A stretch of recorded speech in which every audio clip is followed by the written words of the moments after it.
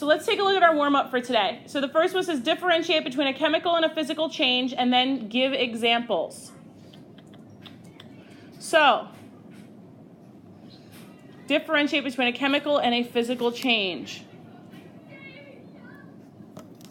What makes something a chemical change? Okay, it's going to change. It cannot be reversed. Change the composition. Cannot be reversed.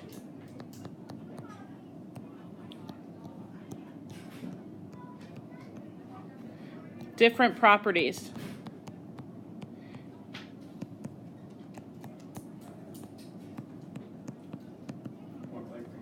Result. This could be a property be that something is like here, what makes something like a property? A property is a characteristic of something that you can usually use to identify it. We talked about chemical and physical properties a little bit yesterday. So we say that these are all chemical. Give me an example of a chemical change. Burning. So burning something. Perfect. Burning. What else? Those are indicators that a chemical change has happened. So, digesting, burning, spoiling, decomposing, all of those things are chemical changes. Corrosion, that is one. Corrosion is one, absolutely. Would dissolving be one? No, dissolving is not. Yeah, it's a solution. That dissolving creates a solution. That's a physical change, right? Because if I dissolve sugar in water, can I get that sugar back? Yes, you can evaporate the water. Evaporate the water off and I'm left with the sugar. Perfect. So that's reversible, right? So that's indicative of what? If it's reversible, what is it indicative of? Physical change. So a physical change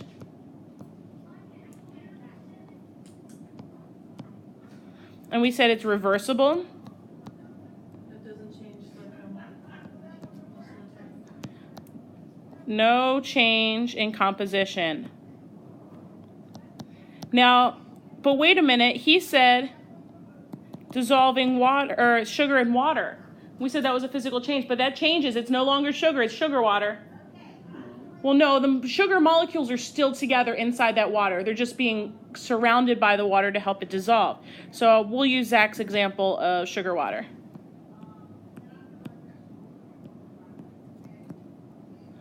And again, we said it's reversible. I can go ahead and evaporate off the water, and I can go ahead and have that sugar back.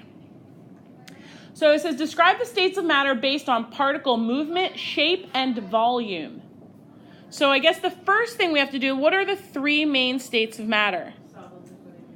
That's super easy, right? Solid, liquid, and gas.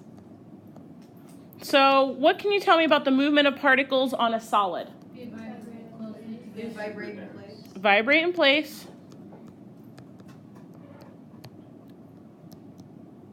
How are the particles related to one another?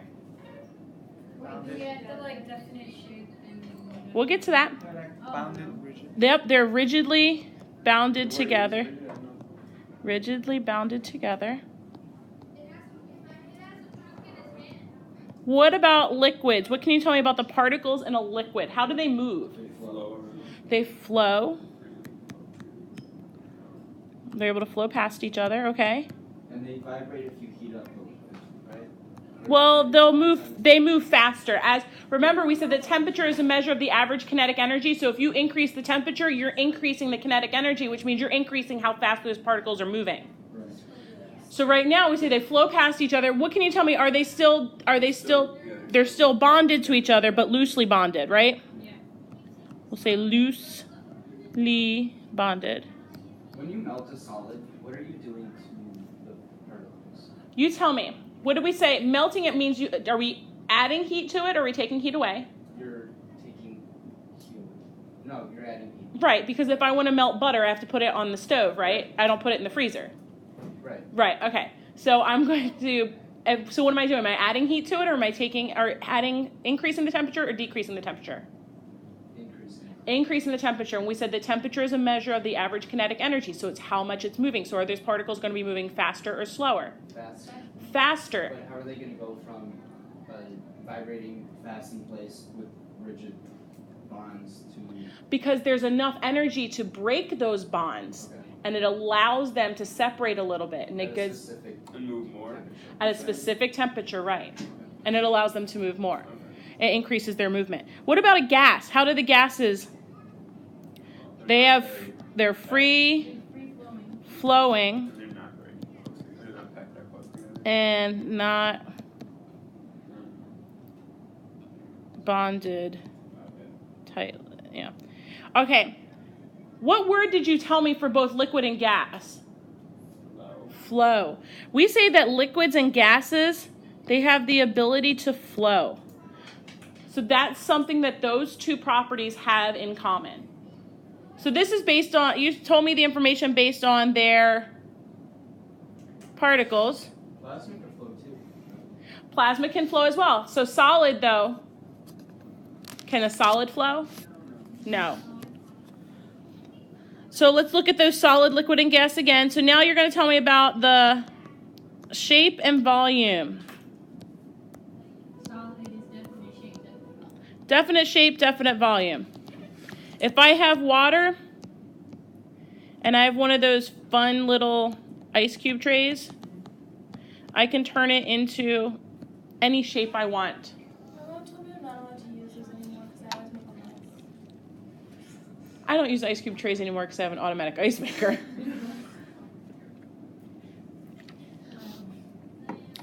All right. What about the liquid? Definite volume, not definite shape. Definite volume. And we can say it indefinite shape. What will its shape be though? Container shape. Whatever the shape of the container is. And what about gases? Both are indefinite. Indefinite volume.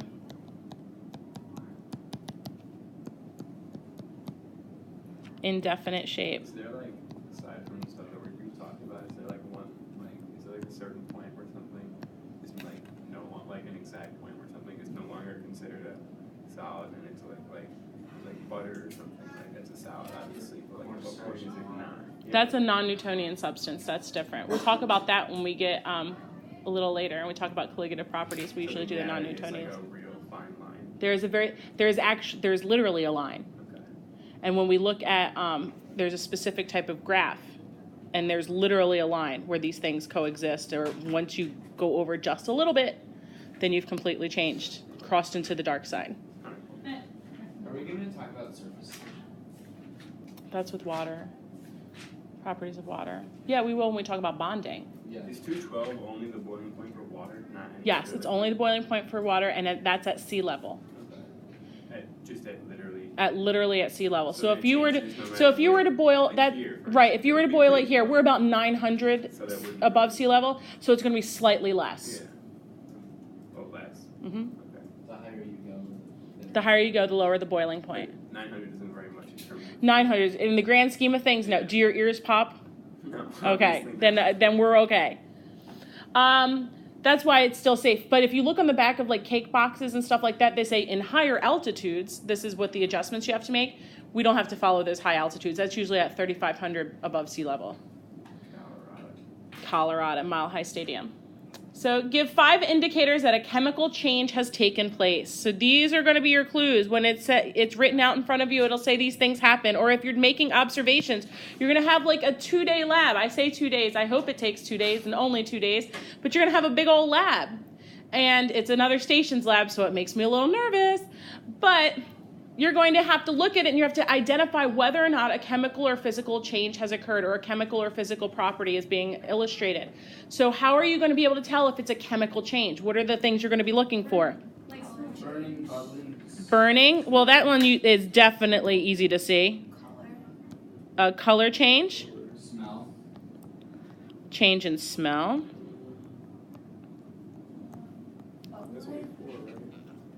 Bubbling. What is bubbling really indicative of?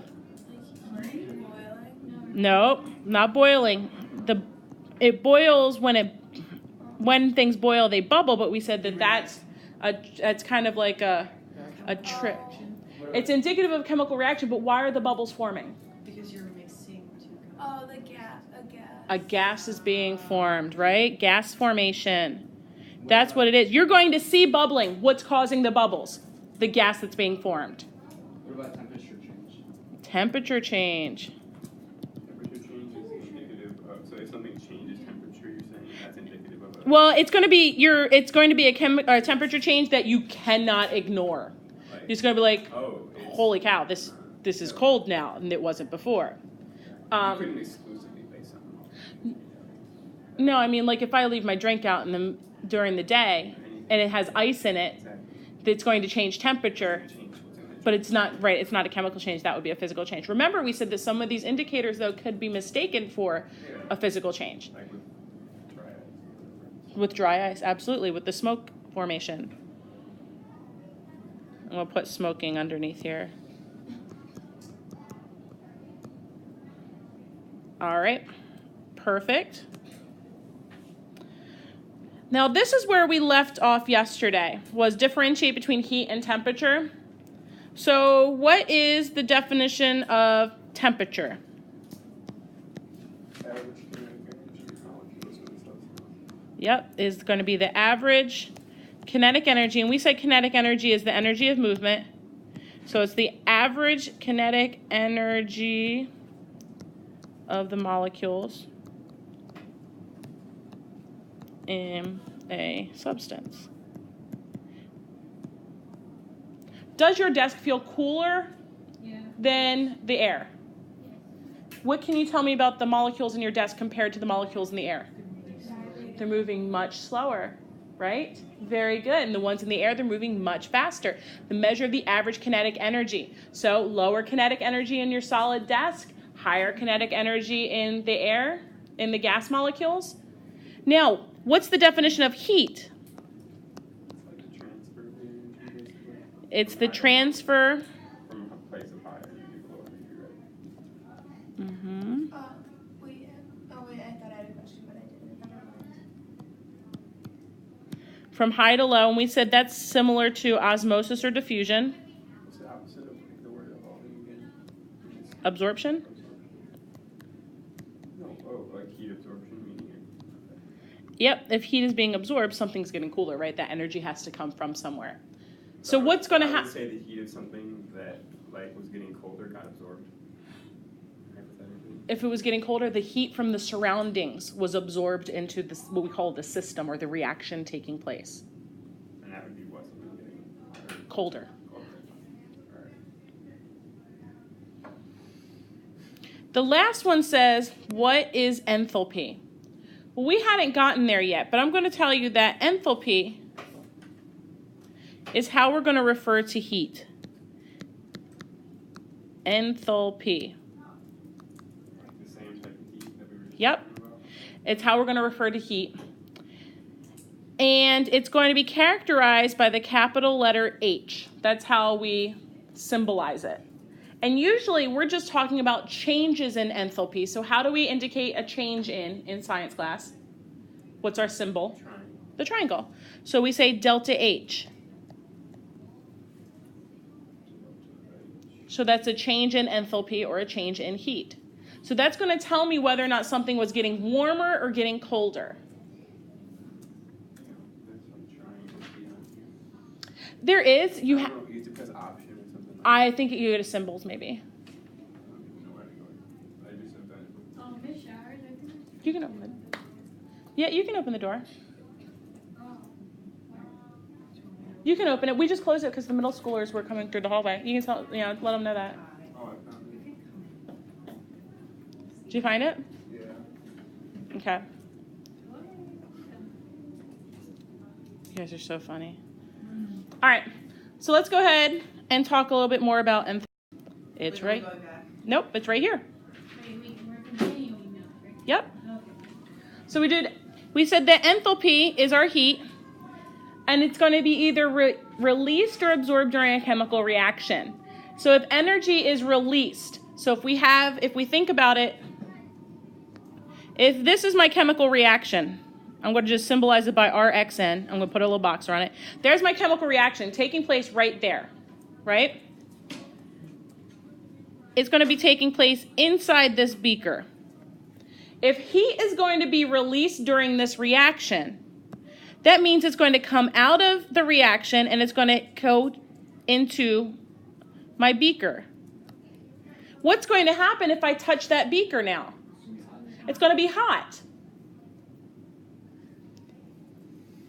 And you guys have heard the term before, it's exothermic. Very good. So exothermic means that the container's getting hot. But why did the container get hot? Because the heat went from a place of... Went from the reaction to the container, right? So it came out of the reaction. So exothermic is when heat is being released. And the way that we're going to symbolize that is with a negative delta H. So if you're looking at the delta H for a reaction and it says that it's negative, you know right away that that's a reaction that's going to give off or evolve heat. So let's look at the opposite of that. It says that when heat is absorbed during a reaction, that's endothermic. So here's my little reaction again. Hello, reaction. Here's my beaker again. You'd think I'd be better at making beakers. So here what's happening is the reaction needs heat. So all of my heat energy is going from the surroundings. Absolutely. And it's going into my reaction. What's going to happen to the container? It's going to get cold. It's going to cool off. So my beaker is going to get colder. Nice frosty drawing. Do you like that? I'm fancy. So there is my, and we said we're going to call it what? Endothermic. I'm going to make endothermic blue. I see what you did there. That's right. Do you want to build a snow?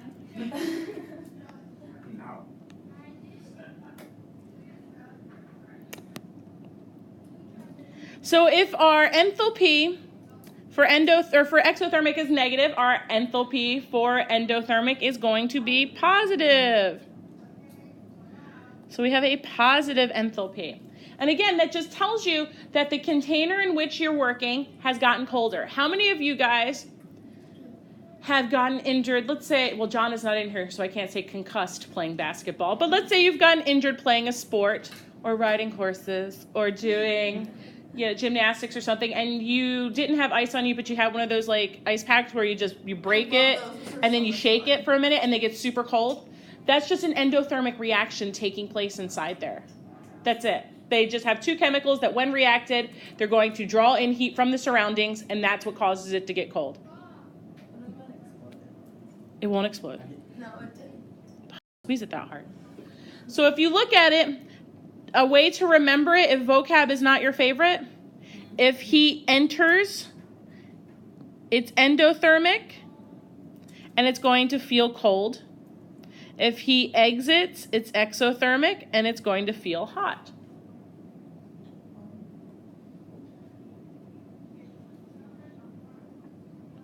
Again, if it's exiting, it's getting out of, you have an ex-friend for a reason, they're out of your life, right? So when heat exits, and the reason that they're out of your life, they make you mad, they get you all hot. Like, oh, I can't stand them. So they're your ex-friend, so that's an exothermic reaction. You got them out of there. So those are going to be our changes. Now we have to talk about properties. And Kendall, you had said, like, well, what's a property? And I said, oh, it's like a characteristic. So a property of Kendall is he's really tall. He has really big feet. Like, what size shoes do you wear?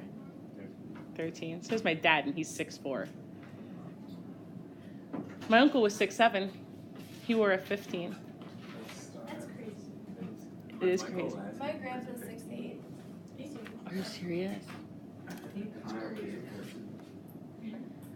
So properties, that would be properties of Kendall. So properties of a substance are its characteristics. And they're either going to be characterized as chemical or physical.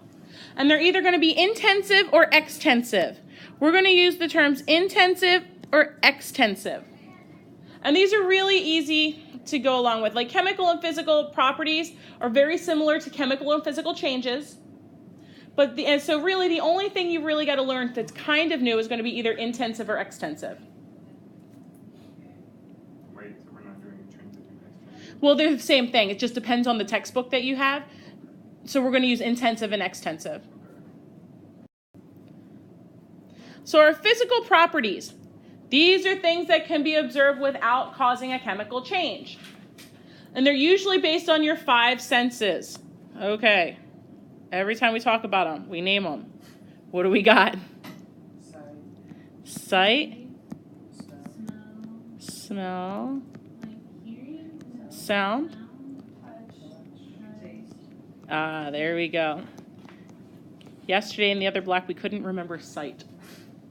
Those are going to be your 5 senses. So if this is a descriptive term that has to do with these 5 senses, chances are it's going to be a physical property. So give me an example of a physical property of, let's say, sulfur. Do you know what sulfur looks like? It's yellow and it smells. Like chunky winter hats, because they live in New Hampshire. Yeah, plus it'll be easier. Plus I can make a lot of them. Or I can just arm it. What is that? This is sulfur. All right? This is sulfur. Don't open it. It smells bad. Like, Okay. smell. Waft it. You didn't do that. When it's fresh, it smells like, if I were to burn it, it smells like rotten eggs. Ooh. There's this stretch on like McCormick by Howard that just always smells like sulfur. I don't know That's why. probably from the canal. So here you've got sulfur. So if I asked you for some physical properties of sulfur, you guys have never used it before, you've never seen it before, what could you tell me? A physical property of it. It's yellow. Perfect. That's a characteristic. Absolutely. What's another one? Smells bad. Smells like rotten eggs. Absolutely. That's another one. Powder. This one is in a powder form. It's a solid. These are all physical properties of it. So those are super easy. These also involve things like mass and volume. So they're tangible things. If I wanted to find the mass of this, how would I do it? We don't say weigh in science. We mass it. And how do we do it? What am I going to use? What equipment? The scale, right? So I would get a digital scale. I could find the mass. That's a physical property of it. I can also find the volume. I could also find the melting point and the boiling point. I could heat it up until it changes states, right? This doesn't change the substance. It's still going to be sulfur. So an example is like if I have 50 liters or 50 milliliters of Diet Dr. Pepper, I still have the same substance chemically. I would be much happier with 50 liters, but I'll take 50 mils at this point. So, but if you look here, we have this mass and volume again. That joker they keep coming up together. What is it called when they're together? Density, absolutely. Density is also going to be another physical property. What's the formula for density? Mass over volume. And we know that we can use it as what? I can use that as a conversion factor, absolutely. Chemical properties, on the other hand, these can't be observed without a chemical change occurring or attempting a chemical change. So this is going to be something that describes the ability of it to undergo a change in its composition. So an example would be flammability. Is this flammable? Well, how are you going to tell if it's flammable? By putting it to your face, according to that child. That's actually Zach. Are you serious? I am serious. He looks like he's about to burn his face off. It's a sparkler. Actually, the sparkler is all the way back here. This is where it used to be. He's holding a sparkler. Shutter speed. Oh my god. That's really cool. The shutter was slow.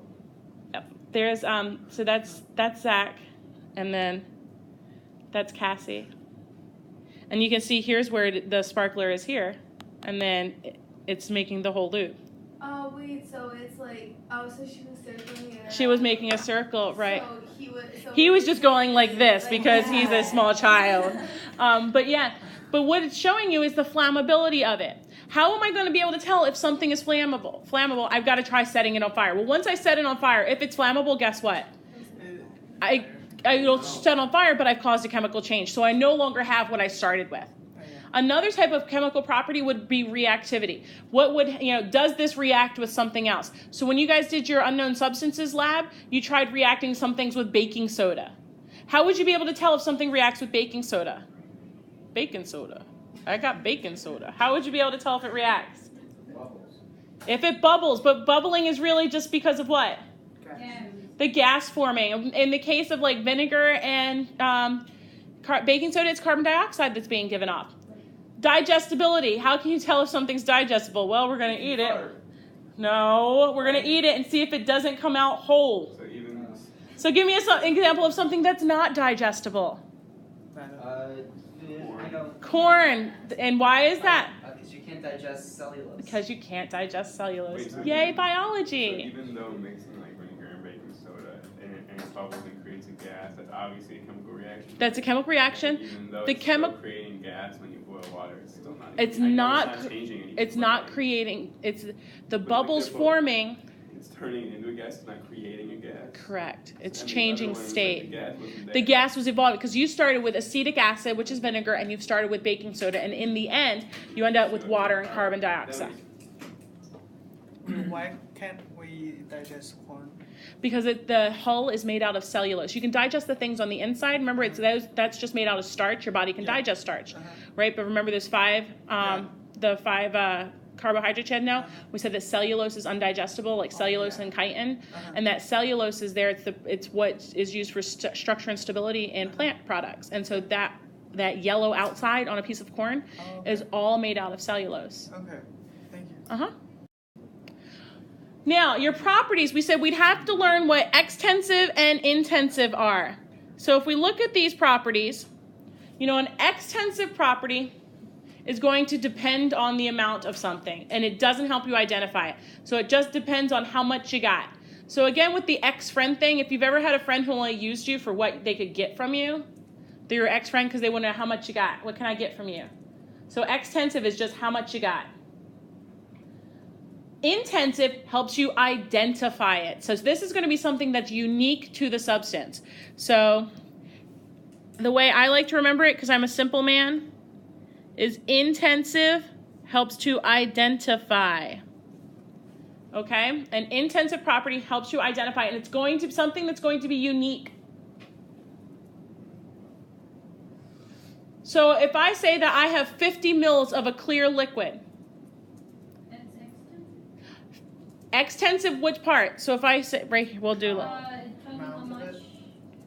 So if I say I have 50 mLs of a clear liquid. So you said this part here is extensive.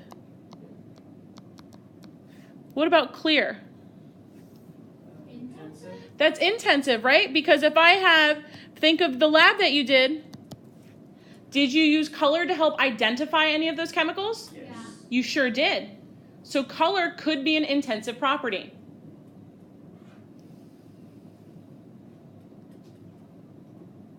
Now let's say that I had this 50 mils of clear liquid and its boiling point was 100 degrees Celsius. Is 100 degrees Celsius going to be intensive or extensive? Intensive. Intensive. Because boiling point is unique to it. So what would your liquid be? Water. Water. Yay, Yunhan. So let's decide. Boiling point, is it going to be intensive or extensive? Intensive. Absolutely. Volume. Extensive. That's how much you got. Oh. What about mass? Extensive. That's how much you got. What about density? Intensive. Perfect, Gabby. It's intensive. ¿Por qué?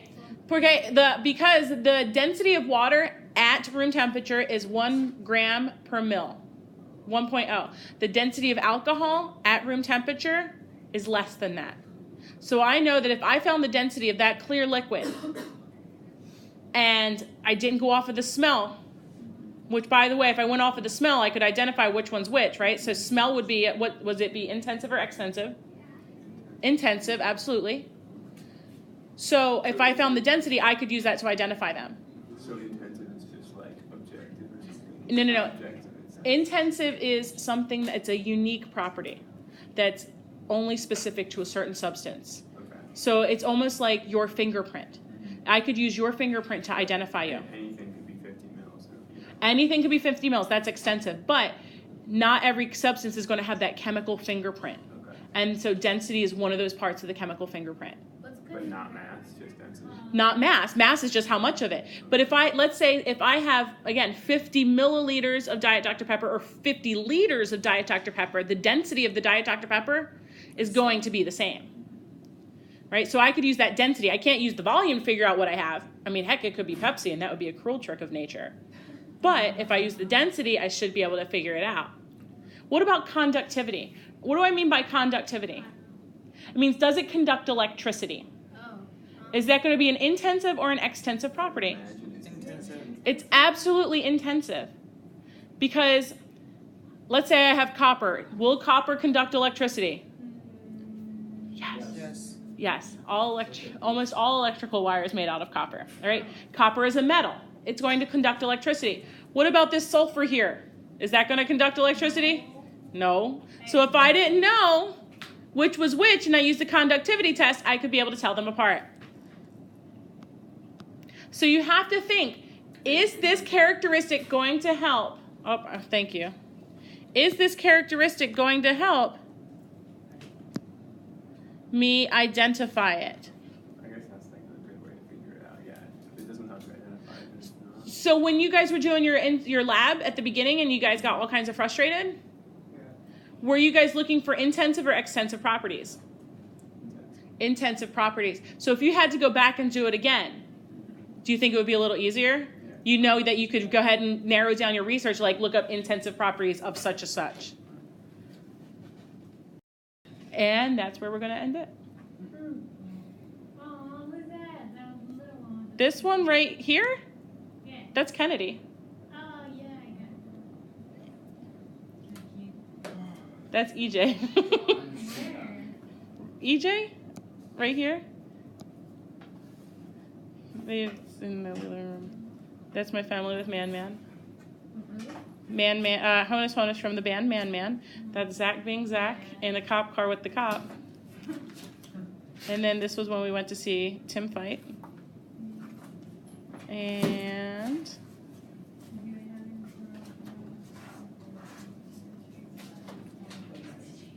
that's knitting jokes. All right, homework tonight, guys.